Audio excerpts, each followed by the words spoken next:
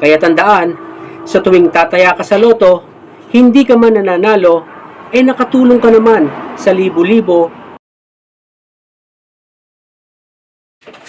Magandang araw. Ako po si Nathan Banarya, aspiring content creator. Saan nga ba napupunta ang taya mo sa loto? Ito ay hinahati ni PCSO sa tatlong bahagi ayon sa batas. Ang 55% ay inilalaan para sa prize fund. Dito kinukuha ang perang ipapamigay bilang premyo sa mga nanalo. Pangalawa, 30% sa charity fund.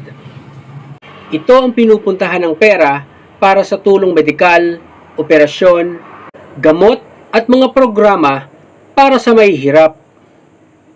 May mga bahagi rin dito na napupunta sa Sports Commission para sa mga atleta at iba't ibang bahagi ng ahensya ng gobyerno.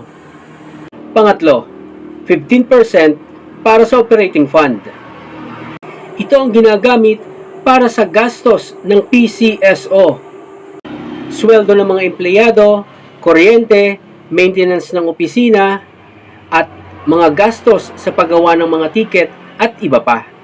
Kaya tandaan, sa tuwing tataya ka sa loto, hindi ka man nananalo, nakatulong ka naman sa libo-libo o milyong-milyong mga hikahos at mga may kapansanan na kapwa nating mga Pilipino.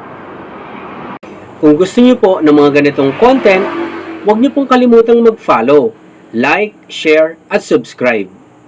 Sa next video po natin, alamin naman po natin ang kwento ng mga taong nanalo na sa loto at kung ano ang nangyari sa kanila ngayon. See ya!